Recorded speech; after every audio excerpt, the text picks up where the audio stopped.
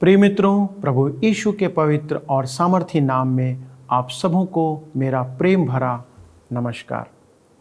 मैं आशा करता हूं कि आप सब प्रभु की दया से कुशल पूर्वक हैं और आज फिर से परमेश्वर से सीखने के लिए तैयार हैं। आज भी हम सब परमेश्वर के जीवित और सच्चे वचन में से कुछ सीखने का काम करेंगे। लेकिन इससे पहले मैं आप सभी का कार्यक्रम सत्य वचन में स्वागत करता हूं और विश्वास करता हूं कि आज भी आप अपने जीवन में नई आशीषों को प्राप्त करेंगे। मित्रों, इस अध्ययन में हम इन मुख्य विषयों पर विचार आज करने जा रहे हैं।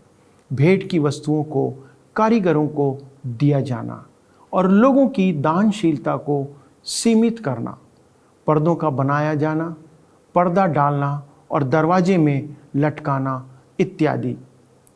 तो आइए हम तंबू के निर्माण को देखें। यह अध्याय हमें तंबू की ओर ले जाता है, जिसके बारे में हमने पहले ही निर्देशों को देख लिया है कि तंबू कैसे बनाना है। अब हम देखते हैं कि वे तंबू का निर्माण निर्देशों के अनुसार ही कर रहे हैं कि नहीं। मित्रों, दिए गए निर्देश और नकल के अनुसार इसे बनाना बहुत ही जरूरी था, क्योंकि तंबू मसीह का सजीव चित्रण है, हमारे प्रभु यीशु मसीह का सजीव चित्रण, और यह उसे प्रकट करता है। तो आइए हम इसे विस्तृत रूप से सीखें और परमेश्वर के वचन को सुनें। मित्रों, इन दिनों हम निर्गमन की पुस्तक उसके 35 अध्याय से अध्ययन कर रहे थे और आज हम अपने अध्ययन को अध्याय 36 से आरंभ करेंगे। मित्रों, इस अध्ययन में हम इन मुख्य विषयों पर विचार करेंगे। भेंट की वस्तुओं को कारीगरों को दिया जाना और लोगों की दानशीलता को सीमित करना, पर्दा का बनाना, पर्दा डालना और दरवाजा में लटकाना इत्यादि। आइए अब हम तंबू के निर्माण को देखें। मित्रों, यह अध्याय हमें तंबू की ओर वापस ले जाता है, जिसके बारे में हमने पहले ही इसके निर्देशों को देखा था कि तंबू कैसे बनाना है। अब हम देखते हैं कि वे तंबू का निर्माण निर्देशों के अनुसार ही कर रहे हैं। मित्रों, दिए गए निर्देश और नकल के अनुसार इसे बनाना बहुत ही जरूरी था, क्योंकि तंबू परमेश्वर द्वारा मसीह का सजीव चित्रण है और यह उसे प्रकट करता है। हम निर्गमन की पुस्तक उसके 36 अध्याय और उसके 1 पद में पढ़ते हैं, जहां पर लिखा है, और बसलेल और ओहोलीआब और सब बुद्धिमान जिनको यहोवा ने ऐसी बुद्धि और समझ दी हो कि वे यहोवा की सारी आज्ञाओं के अनुसार पवित्र स्थान की सेवकाई के लिए सब प्रकार का काम करना जाने, वे सब यह काम करें। मित्रों, हम यहाँ पर देखते हैं कि समूह के प्रत्येक सदस्य, जो संभवतः एक बड़ी भीड़ या संख्या में थे, और वे सब तंबू बनाने में लगे हुए थे, वे परमेश्वर की बुद्धि और समझ से परिपूर्ण थे, जिसे परमेश्वर ने उन्हें दिया था, और बसलेल उनका मुखिया था। हम निर्गमन 36 उसके 2 पद में आगे पढ़ते हैं, लिखा है, तब मूसा ने बसलेल और ओहोलीआब और सब बुद्धिमानों को, जिनके हृदय में यहोवा ने बुद्धि का प्रकाश दिया था, अर्थात जिस जिसको पास आकर काम करने का उत्साह हुआ था, उन सबों को बुलवाया। मित्रों, अब यहाँ पर एक विशेष बात पर ध्यान दीजिए, जो प्रभु के कार्य में बहुत महत्वपूर्ण और आवश्यक है। यदि आप प्रभु की सेवा अनिच्छा से कर रहे हैं तो आप इसे न करें, क्योंकि परमेश्वर इस प्रकार के स्वभाव को उपयोग में नहीं ला सकते हैं, अर्थात उपयोग नहीं कर सकते हैं। तंबू को बनाने वाले वे लोग थे जो लकड़ी से सुंदर चित्रण बना रहे थे, जो परमेश्वर की उपासना के लिए प्रयोग होने वाला था। इसलिए यह उनके लिए एक नौकरी नहीं थी। वे किसी घड़ी को नहीं देख रहे थे कि कब समय खत्म होगा और वहां से चले जाएं। वे किसी कार्यकर्ता समिति के सदस्य भी नहीं थे। वे सिर्फ कुछ निश्चित घंटों के लिए या हफ्तों के लिए भी काम नहीं कर रहे थे कि काम करके वहां से चले जाएं। मित्रों, वे तंबू इसलिए नहीं बना रहे थे क्योंकि वो उनकी नौकरी थी। वे इसलिए काम नहीं कर रहे थे क्योंकि उन्हें काम करना है। वे पहले गुलाम थे और अब वे फिर से गुलाम बन रहे हैं, ऐसा नहीं था। परंतु इस समय वे इसलिए काम कर रहे हैं क्योंकि वे करना चाहते हैं। उनके हृदय उनके कामों में लगे थे। मेरे मित्रों, इसी प्रकार से हमें भी परमेश्वर के कार्य को करना है। एक बार एक जवान प्रचारक मेरे पास आया और उसने मुझसे कहा, मैं सेवा करना चाहता हूं, परंतु वचन बांटना या प्रचार करना नहीं चाहता। मैंने उसे सलाह दी कि वह सेवकाई करना छोड़ दे। मेरे मित्रों, उन व्यक्तियों के लिए सेवकाई में कोई भी जगह नहीं है जो परमेश्वर के वचन को पढ़ना और प्रचार करना पसंद नहीं करते हैं। यदि एक प्रचारक अपने कार्य को जोश के साथ नहीं करता है और जोश के साथ प्रचार नहीं करता, तो उसे सेवकाई में रहना ही नहीं चाहिए। मित्रों, एक बार मैं एक कलीसिया में आराधना के लिए गया हुआ था और वहां पर एक प्रचारक संदेश दे रहा था जिसमें कोई भी मेहनत नहीं दिख रही थी, उसमें कोई भी जोश नहीं था और संदेश खिचड़ी की तरह मिल गया था। मेरे मित्रों, यदि आप प्रभु को जोश, उत्साह और जीवन शक्ति के साथ प्रचार नहीं कर सकते हैं तो प्रचार ही न करें। परमेश्वर उन लोगों को अपनी सेवकाई में नहीं चाहता है जो कुछ और करना चाहते हैं। यहाँ पर आप ध्यान दीजिए कि बसलेल बहुत तेजी से आगे बढ़ रहा है। तो क्या वह कोई फुटबॉल खेलने जा रहा है या क्रिकेट खेलने या कुछ सामाजिक कार्य के लिए जा रहा है? जी नहीं, बसलेल काम करने जा रहा है और वह भी परमेश्वर के लिए।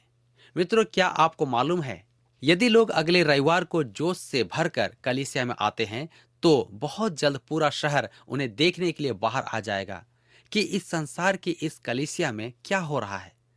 यह एक जागृति हो सकती है और परमेश्वर के कार्य को आनंद और खुशी के साथ करना चाहिए। हमें उसकी सेवा आनंद के साथ करनी चाहिए। रोमियो की पत्री 14 अध्याय उसके 5 में प्रेरित पौलुस ने कहा है, हर एक अपने ही मन में निश्चय कर ले। मित्रों, इसी निश्चयता के साथ हमें प्रभु की सेवा करनी चाहिए। हमें इस बात पर पूर्ण रूप से निश्चय होना चाहिए कि हम उसकी सेवा इसलिए कर रहे हैं क्योंकि हम करना चाहते हैं और उसे प्रसन्न करने के लिए उत्सुक हैं। फिर से पहला कुरिन्थियों की पत्री 9 अध्याय उसके 16 में पौलुस कहते हैं, यदि मैं सुसमाचार न सुनाऊं तो मुझ पर हाय। पौलुस सुसमाचार प्रचार करना चाहते थे।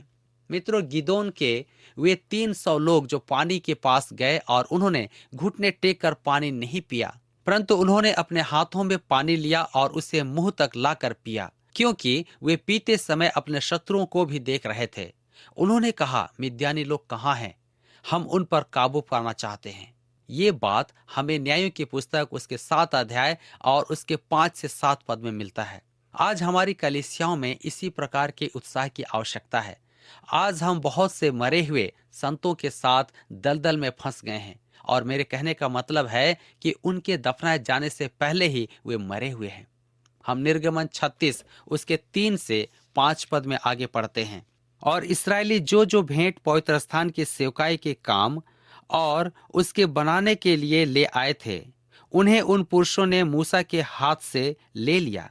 तब भी लोग प्रति भोर को उसके पास भेंट अपनी इच्छा से लाते रहे, और जितने बुद्धिमान पवित्र स्थान का काम करते थे वे सब अपना अपना काम छोड़कर मूसा के पास आए और कहने लगे, जिस काम के करने की आज्ञा यहोवा ने दी है उसके लिए जितना चाहिए उससे अधिक वे ले आए हैं। मित्रों, मेरी जानकारी के मुताबिक यही एक स्थान है जहां पर लिखा हुआ है कि लोगों को देने से रोकना पड़ा। वे तंबू बनाने के लिए जितनी आवश्यकता की चीजें थी उससे भी अधिक सामान लाए।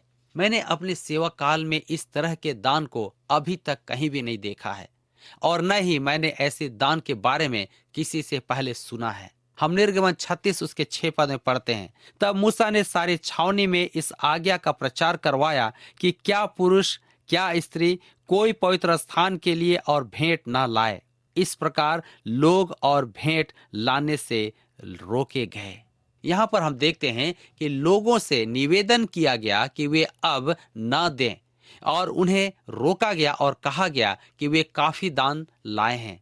यह सत्य है और यह सत्य के प्रकाश में एक बहुत ही आश्चर्य की बात है कि ये लोग अभी अभी गुलामी से बाहर निकले थे। इससे पहले उनके पास जो कुछ भी था वह उनका नहीं था और अब उनके पास बहुत है, और आप सोचेंगे कि वे उसे देकर दूर करने की इच्छा नहीं करते होंगे, परंतु उन्होंने उदारता से आनंद के साथ और जोश से भरकर अपने परमेश्वर को दिया।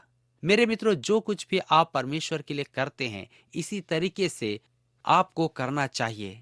उसी तरीके से परमेश्वर इसे करना चाहते हैं। परमेश्वर चाहते हैं कि हम उत्साह के साथ दें, कुछ वर्षों पूर्व एक आदर्श वाक्य कहा गया था जो इस प्रकार था, उस समय तक देते रहें जब तक आपको कष्ट ना हो। मित्रों, परमेश्वर कहते हैं कि यदि आपको कष्ट होता है तो ना दें। हमारी आराधना परमेश्वर के लिए आनंद के साथ और हमारा दान देना भी उसी तरह से होना चाहिए। मित्रों, ऐसा लगता है कि हम लोग इस अध्याय में कुछ अलग बातों को और तंबू के विषय के कुछ भाग को फिर से देख रहे हैं। यद्यपि यह ऐसा लगता है कि इसे ठुकराया जा रहा है, परंतु पहले हमें तंबू की रूपरेखा या नक्शा दिया गया था, परंतु अब हम कार्य का प्रस्तुतिकरण करने पर आते हैं। हमें सिर्फ नक्शा और सामान ही नहीं चाहिए, परंतु हमें काम करने के लिए आगे बढ़ने की भी आवश्यकता है।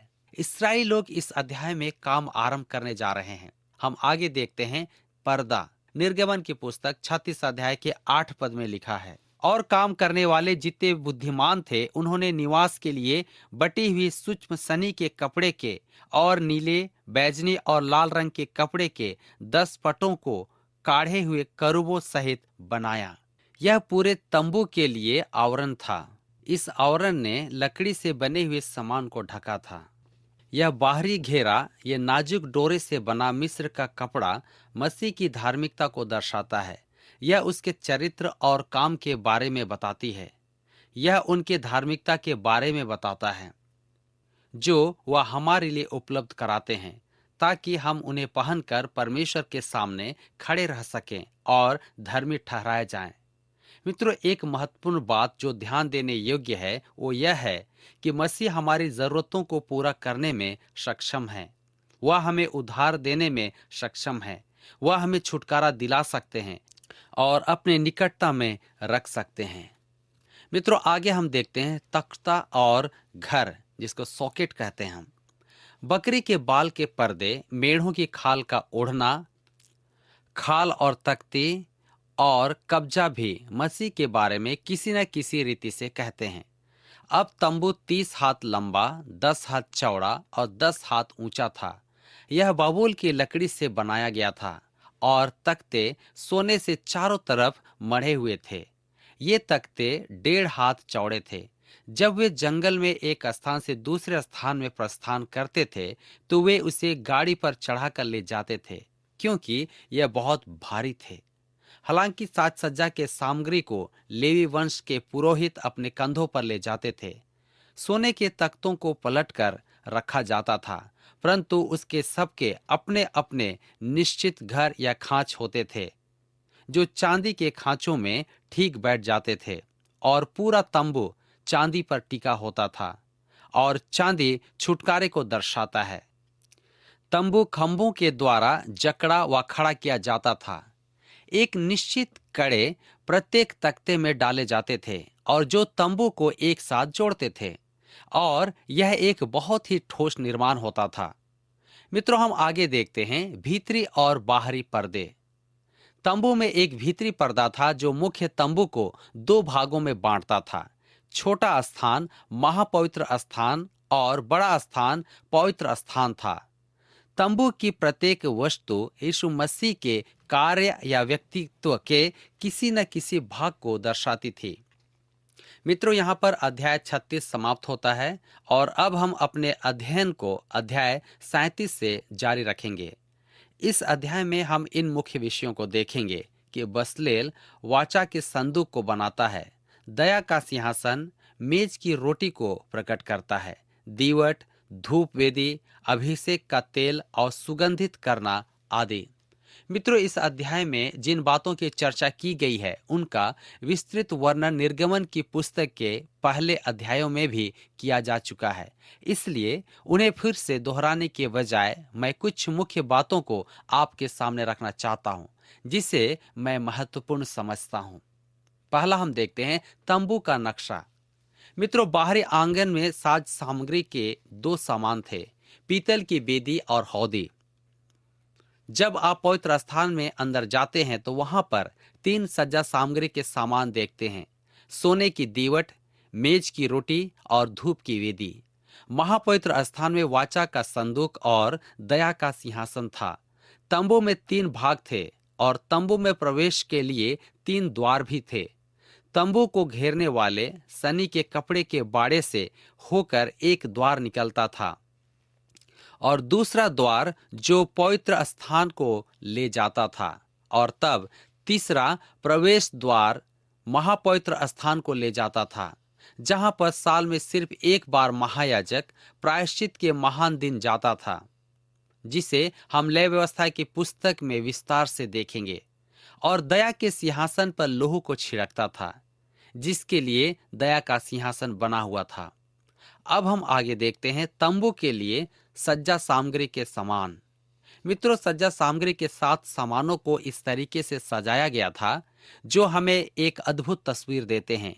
पीतल की वेदी मसीह के क्रूस के बारे में बताती है, जहां पर हम लोग पापों की क्षमा को प्राप्त करते हैं, और हौदी मसीह की सत्यता को बताती है कि वह हमें साफ करने या उन्हें शुद्ध करते हैं जो उनके अपने हैं। हौदी वह स्थान है जहां पर हम अपने पापों को मानते हैं और अपने पापों से क्षमा और शुद्धिकरण को प्राप्त करते हैं। मित्रों, पवित्र स्थान आराधना का स्थान है। इसमें सोने की दीवट मसीह को जगत की ज्योति के रूप में दर्शाती है, और मेज की रोटी मसीह को जीवन की रोटी के रूप में दर्शाती है, जिसमें हम सब तृप्त किए जाते हैं। और धूप वेदी प्रार्थना का स्थान है जो मसीह को हमारा मध्यस्थता के रूप में दर्शाता है। हम इब्रानियों की पत्री में धूप वेदी को महापवित्र स्थान में रखे हुए पाते हैं, पवित्र स्थान में नहीं बल्कि महापवित्र स्थान में, क्योंकि हमारा मध्यस्थ करने वाला अब स्वर्ग में है, परंतु धूप वेदी पवित्र स्थान में बाहर है, जहां पर मैं और आप आज भी आ सकते हैं। मित्रों, जब विश्वासी परमेश्वर की आराधना करना चाहते हैं तो वे पवित्र स्थान में आते हैं। पापों को स्वीकार करना, स्तुति करना, धन्यवाद देना, मध्यस्थता करना और निवेदन करना, ये सारी बातें आराधना के साथ होनी चाहिए, और ये सब पवित्र स्थान में होता है। यदि आप चाहते हैं कि ज्योति को प्राप्त करें जो संसार देता है, तो आप बाहर जाएं, परंतु यदि आप दीवट से ज्योति पाना चाहते हैं तो आपको अंदर आना होगा। मित्रों, मसीह की सेवा करने के लिए आप संसार के ज्ञान के द्वारा नहीं चल सकते हैं, परंतु परमेश्वर के वचन के प्रकाश के द्वारा चलना होगा। मित्रों, महापवित्र स्थान यीशु मसीह को परमेश्वर की उपस्थिति में दर्शाता है। इब्रानी की पत्री में हमसे कहा गया है कि हम अनुग्रह से सिंहासन के पास आएं। दया का सिंहासन इसे दर्शाता है, और यही वह स्थान है जहां पर हम सहायता के लिए अनुग्रह और दया आवश्यकता के समय में पाते हैं। विश्वासियों के लिए स्वर्ग में एक दया का सिंहासन है। मित्रों, जब प्रभु यीशु मसीह इस पृथ्वी पर आए तो उसने न केवल तंबू के उस चित्र को पूरा किया, परंतु उसने उससे भी बढ़कर एक असाधारण कार्य किया। जंगल में तंबू हमेशा पृथ्वी के साथ समतल होता था। यह पृथ्वी के समतल क्षेत्र में खंभे और तख्ते के साथ खड़े किए जाते थे, जो उनके सही कड़ी में बैठते थे। परंतु जब मसीह हमारे पापों की कीमत चुकाने आए तो उन्होंने उसे अभिलंब बना दिया। क्रूस वह पीतल की वेदी थी जहां पर परमेश्वर का मेमना हमारे पापों के बदले में बलिदान हुआ। वह यहाँ पर हमें बचाने के लिए मर गए, परंतु अब वह स्वर्ग में वापस चले गए हैं, जहां पर वह रहते हैं ताकि हमें सुरक्षित रख सकें। मित्रों, आज महापवित्र स्थान स्वर्ग में है। आज हम परमेश्वर के पास समतल तरीके से नहीं जा सकते हैं, जो एक मनुष्य के द्वारा या किसी बड़े मकान में जाने के द्वारा, परंतु हम स्वर्ग की ओर देखते हैं और उसके पास यीशु मसीह में होकर सीधे जाते हैं। क्योंकि पहला तीमुथियुस की पत्री 2 अध्याय उसके 5 पद में लिखा है, क्योंकि परमेश्वर एक ही है और परमेश्वर तथा मनुष्यों के बीच एक ही मध्यस्थ भी है, अर्थात मसीह यीशु जो मनुष्य है। मित्रों, आज आप तंबू से संबंधित बातों के विषय में कहां पर हैं? क्या आपको पीतल की वेदी पर खड़े होने की आवश्यकता है कि आप बचाए जाएं? आज बहुत से लोग हैं, यहां तक कि कलीसिया के सदस्य भी, जिन्हें वहां जाने की आवश्यकता है। क्या आप कलंकित मसीही हैं जिसे अपने पापों को स्वीकार करने और हौदी में शुद्ध होने की आवश्यकता है? या क्या आप आज अंधेरे में चल रहे हैं? यदि हाँ, तो पवित्र स्थान के पास अंदर सोने के दीवट के प्रकाश के पास आइए। हो सकता है कि आपका आत्मिक जीवन थोड़ा कमजोर है। और आपको जीवन की रोटी खाने की आवश्यकता है ताकि आप पोषण प्राप्त करें। हो सकता है कि आपका प्रार्थना में जीवन तुच्छ हो और आपको धूप वेदी के सामने खड़े होने की आवश्यकता है। शायद आप किसी समस्या में हैं और आपको दया, अनुग्रह और सहायता की आवश्यकता है। तो ठीक है, आज आपके लिए एक दया का सिंहासन है, तो आप वहां जाइए और सहायता को स्वीकार कीजिए जो वहां आपका इंतजार कर रहा है। मेरे मित्र, परमेश्वर आपको आशीष देना और मार्गदर्शन करना चाहते हैं, लेकिन क्या आज आप उसके आशीष और मार्गदर्शन को पाना चाहते हैं? हाँ या नहीं? निर्णय आपके हाथों में है, क्योंकि उसने अपना काम इस पृथ्वी पर आपको बचाने के लिए अपना बलिदान देकर पूरा कर दिया है।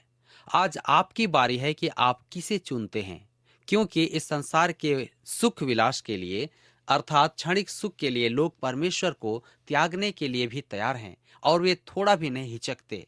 उनके सामने स्वर्ग का सुख कम लगता है। वे इस बात को भी भूल जाते हैं कि उन्हें एक दिन अनंत काल का दंड भोगना पड़ेगा, क्योंकि प्रकाशित वाक्य की पुस्तक उसके 20 अध्याय उसके 15 पद में लिखा है, जिस किसी का नाम जीवन की पुस्तक में लिखा हुआ न मिला वह आग की झील में डाला गया, अर्थात फेंक दिया गया। और यह आग की झील तो दूसरी मृत्यु है। मित्र, आप क्या चाहते हैं? आग की झील में फेंक दिया जाना या परमेश्वर के राज्य में आनंद और सुख प्राप्त करना? आप आज ही निर्णय लें, और हो सकता है कि कल हमें देखने को ना मिले, इसलिए इसे बड़ी गंभीरता से लें। प्रिय मित्रों, आज हमने तंबू के निर्माण के बारे में देखा और उसके महत्व को भी सीखा। परमेश्वर ने जो नक्शा दिया था उसी के अनुसार तंबू को बनाना था। यह तंबू साधारण तंबू नहीं था, क्योंकि उसमें परमेश्वर की उपस्थिति रहती थी। दोस्तों, तंबू में 3 भाग थे और मुख्य भाग परम पवित्र स्थान था, जहां पर महायाजक प्रायश्चित के लिए साल में एक बार जाता था और बलिदान का लहू दया के सिंहासन पर छिड़कता था, सबके पापों के क्षमा के लिए। इसी कार्य को पूरा करने के लिए यीशु मसीह पृथ्वी पर मनुष्य के रूप में आए, ताकि सारे मानव जाति के पापों के लिए एक बार बलिदान दें। और अब किसी बलिदान की आवश्यकता हमें नहीं है। जी हाँ, उसने आपके और सब मानव जाति के लिए अपने आप को क्रूस पर बलिदान होने के लिए दे दिया, ताकि जो कोई भी उस पर विश्वास करे वह नाश ना हो, परंतु अनंत जीवन पाए। यूहन्ना रचित सुसमाचार 3 अध्याय 16वां वचन। मित्रों, आज मैं आपसे पूछना चाहता हूँ कि क्या आपको पीतल की वेदी पर खड़े होने की आवश्यकता है कि आप बचाए जाएं? क्या आपका जीवन पाप में बीत रहा है? क्या आपका जीवन अंधकार में है, जहां कोई आशा नहीं है? मित्रों, यदि आप सांसारिकता में खोए हुए हैं और परमेश्वर से दूर हो गए हैं, तो आज भी आपके लिए मौका है कि आप अपने आप को बचा लें। आज समय है कि अपने जीवन को यीशु को सौंप दें। अपने पापों के लिए यीशु से क्षमा मांगे, तो वह आपके पापों को क्षमा करेंगे और आपको एक नया जीवन प्रदान करेंगे। प्रियो, आप जैसे भी क्यों ना हो, आप किसी भी स्थिति में क्यों ना हो, आप कितने भी पापी क्यों ना हो, वे आपको स्वीकार करने के लिए तैयार हैं। लेकिन आज आपको अपने जीवन के लिए सही निर्णय लेना होगा। मेरी प्रार्थना आप सभी दर्शकों के लिए है कि प्रभु आप सबों को सही निर्णय लेने में सहायता प्रदान करें और मार्गदर्शन दें, क्योंकि परमेश्वर चाहता है कि आप बचाए जाएं। वह नहीं चाहता कि कोई भी मनुष्य नरक की आग में झोंका जाए या डाल दिया जाए। फिर भी आप स्वतंत्र हैं। अपने जीवन का निर्णय लेने के लिए आप स्वतंत्र हैं। आप जो अपने जीवन में निर्णय लेना चाहते हैं और जो दुविधा में हैं, मैं आप सब के लिए इस समय प्रार्थना करना चाहता हूँ। आइए अपने आप को प्रभु के हाथों में दे दें और इस समय प्रार्थना में जाएं। अपनी आंखों को बंद करें और अपने ध्यान और मन को परमेश्वर की ओर लगाएं। हमारे स्वर्गीय पिता परमेश्वर, आज के अध्ययन के लिए धन्यवाद देते हैं, जिसके द्वारा से आपने हमसे बातें किया। आपने इस बात को प्रकट किया कि हम सब पापी हैं और हम किसी भी रीति से पिता आपके सन्मुख नहीं आ सकते, क्योंकि आप पवित्र परमेश्वर हैं। परंतु धन्यवाद देते हैं पिता आपका कि आपने प्रभु यीशु क्रिस्ट के रूप में हमारे लिए एक मार्ग स्थापित किया कि उसके बलिदान से, उसके मारे जाने से, उसके कोड़े खाने से, उसके कब्र में रखे जाने से, उसके जी उठने से हम आपके सन्मुख खड़े होने का हियाव कर सकें। पिता परमेश्वर, हमारी सहायता करें कि हम इस बात को जानें और समझ पाएं कि हमारे पाप इतने भयानक हैं कि हम आपके सन्मुख ठहर पाने के योग्य नहीं हैं। और तभी पिता हम अपने मनों को आपके सन्मुख समर्पित कर पाएंगे। तभी पिता हम अपने आप को प्रायश्चित करते हुए आपके सन्मुख ला पाएंगे, ताकि हम अनंत जीवन के लिए उठाए जा सकें और उस अनंत आग से बचाए जा सकें। हमारे कितने ऐसे दर्शक हैं पिता, जो अब तक उस आग में या उस नरक की आग में पड़े हुए हैं और उन्होंने अब तक अपने जीवन में वो निर्णय नहीं लिया है। हमारे दर्शकों की सहायता करें, जो इस वचन को सुनते हैं पिता, उनकी सहायता करें कि ये वचन उनके हृदय को उत्तेजित करे और वे अपने पापों को अंगीकार करते हुए आपके चरणों पे आएं।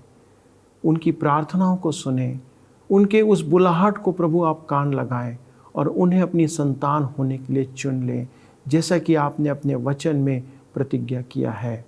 धन्यवाद के साथ इस विनती को प्रभु यीशु क्रिस्ट के नाम से मांगते हैं, आमीन। दोस्तों, प्रभु आप सबों को आशीष दे और इसी प्रकार वचन आप सुनते और सीखते रहें, मसीह की संगति में बढ़ते जाएं। हम अगले कार्यक्रम में फिर से आपसे मिलेंगे। तब तक मुझे इजाज़त दें। मसीह की शांति आपके साथ बनी रहे। जय मसीह की।